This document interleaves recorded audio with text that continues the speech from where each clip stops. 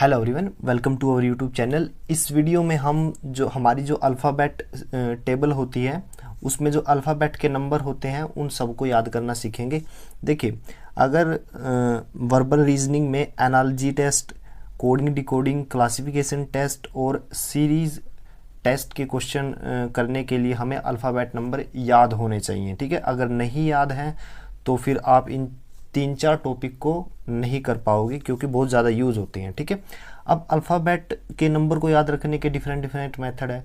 ठीक है, मुझे यही मेथड क्यों पसंद है, क्योंकि जो पिक्चर मेमोरी है माइंड में वो काफ़ी टाइम तक स्टोर रहती है। ठीक है, कुछ चीज़ों को हम लिख के याद रखते हैं, किसी को बोल के याद रखते हैं। ठीक है, लेकिन जो पिक्चर मेमोरी है वो ज़्यादा टाइम तक याद रहती है। ठीक है, तो इसमें कुछ चीज़ें हैं जो आपको ध्यान में रखनी है। अदरवाइज़ अधिकतर अल्फ़ाबेट हैं वो एक पिक्चर शो करते हैं। ठीक है, उसको आपको माइंड में रखना है और आपको अल्फ़ाबेट नंबर याद हो जाएगा। ठीक है, तो कुछ चीज़ें जो आपको याद रखनी है वो ये है कि जैसे ABCD, A से D तक आपको नंबर वैसे याद हो जाएंगे, जैसे कि A का 1 है, ठीक है, B का 2, C का 3 एंड D का 4, राइट। इसके बाद है इजोटी वर्ड, आपको याद रखना है। जो इजोटी वर्ड है it's a multiple of 5, E का 5, ठीक है, J का 10, O का 15, T का 20 एंड Y का 25। ठीक है, इसके बाद आपको याद रखना है XYZ। देखिए, याद रखना मैं वैसे ही बोल रहा हूँ, आपको याद है। ABCD में कोई मुश्किल नहीं होगी। इजोटी वर्ड याद रखिए और लास्ट के XYZ है। टोटल अल्फ़ाबेट 26, XYZ तो वैसे भी याद रहते हैं, 24, 25 ही आई गया और ये 26। ठीक है, अब बात करते हैं वे अल्फ़ाबेट जो कोई ना कोई पिक्चर बनाते हैं। ठीक है, F का अल्फ़ाबेट नंबर 6 कैसे होगा? देखिए, F कैसे डला हुआ है, इस तरह से है। ठीक है, आप इसको यहाँ से बंद करिए तो ये क्या है, अगर इस पिक्चर को मैं इन्वर्ट कर दूँ, वर्टिकली इन्वर्ट, तो हमें ये मिलेगा। ये एक्चुअल में क्या है, 6 है। तो F का अल्फ़ाबेट नंबर क्या होता है, 6। ठीक है, थोड़ी ओड लगेगा ये सुनने में, लेकिन पिक्चर मेमोरी ज़्यादा टाइम तक स्टोर रहती है। ये मेरा पर्सनल एक्सपीरियंस है, तो आप इस तरह से याद करें, कभी नहीं भूलोगे।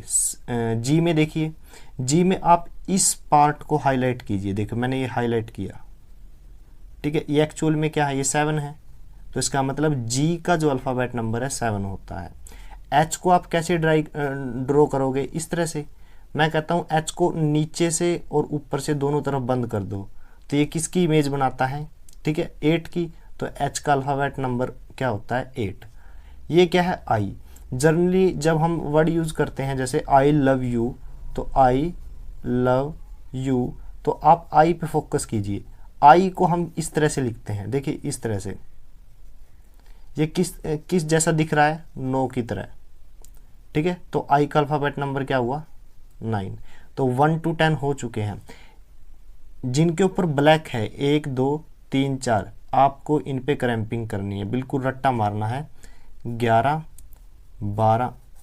ठीक है, M की क्या ख़ास बात है, देखिए M को अगर मैं क्लॉकवाइज 90 डिग्री रोटेट करूं तो M इस तरह से दिखेगा। ठीक है, ये क्या है, 3। अब 3 अल्फ़ाबेट पॉसिबल नहीं है, क्योंकि 3 तो C का होता है और ये बीच में है, तो इसका मतलब ये ज़रूर 13 का होगा। तो M का अल्फ़ाबेट नंबर क्या होता है, 13। ठीक है, N है, N को मैं थोड़ा इस तरह से भी लिख सकता हूँ। ठीक है, अगर मैं इसका मिरर इमेज बनाऊँ, ठीक है, ये मिरर है, मिरर इमेज बनाऊँ तो किस तरह का बनेगा, इस तरह से बनेगा।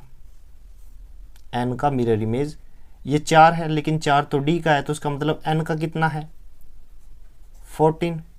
ठीक है, आप इसको शुरू में थोड़ा अजीब लगेगा, लेकिन पढ़ोगे दिमाग में वैसे ही बैठ जाएंगे, डायरेक्ट आप बोल सकोगे। अब P को देखिए, P को अगर मैं वर्टिकली इन्वर्ट कर दूं ऐसे, तो P इस तरह से दिखाई देगा।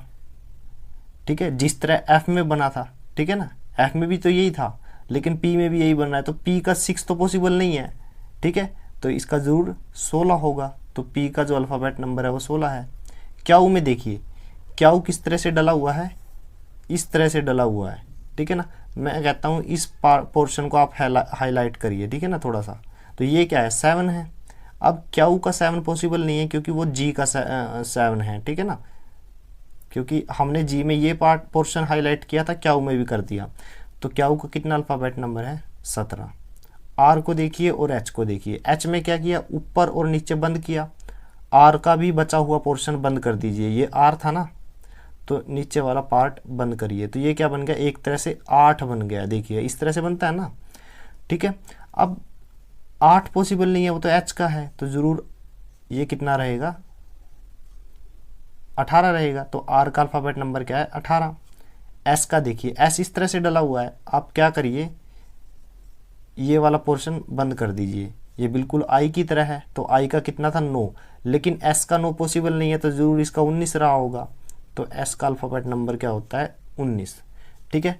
2 रट्टे यहाँ पे मारे आपने, के का 11, एल का 12, यू का 21 और वी का 22। 2 ये मार लीजिए, 1 2 3 4, ये 4 अल्फ़ाबेट याद रखने हैं। ए बी सी डी याद हो जाएगा, इजोटी भी याद हो जाएगा, एक्स वाई जेड भी याद हो जाएगा, ठीक है। अब डब्ल्यू के लिए देखिए, डब्ल्यू को क्या करिए? देखिए एम को आपने क्लॉकवाइज रोटेट किया था, डब्ल्यू को आप एंटी क्लॉकवाइज रोटेट करवाइए। एंटी क्लॉकवाइज रोटेट करवाने के बाद आपको डब्ल्यू इस तरह से दिखेगा। ये तो 3 है। अब 13 पॉसिबल नहीं है, 13 तो आ चुका है एम का, तो डब्ल्यू का क्या आएगा? ये लास्ट सी में है, तो डब्ल्यू का क्या है? 23, ठीक है। तो इस तरह से आप सारे अल्फ़ाबेट नंबर याद कर सकते हैं। इसके अलावा और डिफरेंट मेथड है, आपको जो अच्छा लगे वो करिए। मुझे ये अच्छा लगता है, इसलिए मैंने इसके ऊपर वीडियो बनाई है।